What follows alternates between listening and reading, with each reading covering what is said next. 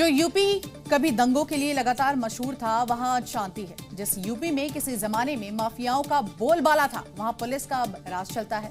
उत्तर प्रदेश में अपराधी क्राइम करने से पहले 100 बार सोचते हैं, क्योंकि यहां पुलिस अपराधियों का ऐसा इलाज करती है कि अपराधी सोचने पर ही यहां पर थर-थर कांपता है। उत्तर प्रदेश में कानून का राज है और आगे भी कानून का ही राज रहेगा, क्योंकि मुख्यमंत्री योगी आदित्यनाथ ने अब साफ कहा है कि यूपी में रूल ऑफ लॉ ही यहां चलेगा।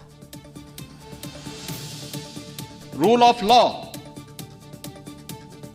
आपको उत्तर प्रदेश के अंदर अक्सरशः ये केवल भाषणों का विषय नहीं, जमीनी धरातल पर दिखता होगा। मौका था बाबा साहेब डॉक्टर भीमराव अंबेडकर की जयंती का और इस मौके पर सीएम योगी आदित्यनाथ ने यूपी को रूल ऑफ लॉ का पाठ पढ़ाया। उत्तर प्रदेश के अंदर कहीं जाते होंगे, कहीं गंदगी नहीं दिखती होगी, अव्यवस्था नहीं दिखती होगी, अराजकता नहीं दिखती होगी, दंगा नहीं दिखता होगा। सीएम योगी ने हर उस मुद्दे पर खुलकर बोला जिस पर अक्सर सियासत होती थी, उस बात का जिक्र किया जिस पर अक्सर यूपी में दंगे भड़कते थे। कोई सोचता था अनावश्यक धर्मस्थलों से माइक की आवाजें बंद हो जाएं? हाँ, सबसे ज्यादा माइक थे यूपी में, हमने सभी उतार दिए हैं। यूपी में दंगे हो या अराजकता, धार्मिक स्थलों के लाउडस्पीकर हो या कोई और मुद्दा, योगी आदित्यनाथ ने साफ कर दिया कि यूपी सिर्फ रूल ऑफ लॉ से चलेगा। एक पक्ष कहता था धर्मस्थल के अंदर जगह है, वो कहता नहीं मैं तो सड़क पे ही करूंगा। हमने कहा सड़क चलने के लिए है, और अगर सड़क पे ज्यादा देर खड़े रहोगे, जाम करोगे तो हरजाना भी भुगतना पड़ेगा। फिर आज आप देखते होंगे सड़कों पर कोई भी ऐसा नजारा नहीं होता है, सड़कें खाली हैं।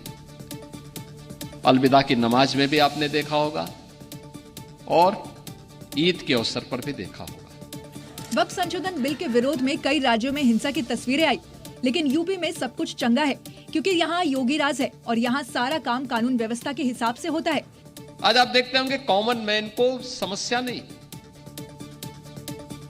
बेटी भी सुरक्षित हुई तो व्यापारी भी सुरक्षित हुआ है। और यही वजह है कि आज उत्तर प्रदेश प्रत्येक क्षेत्र में आगे बढ़ रहा है। अपराधियों का खौफ खत्म हुआ तो प्रदेश में व्यापारी भी बढ़ चढ़कर निवेश कर रहे हैं।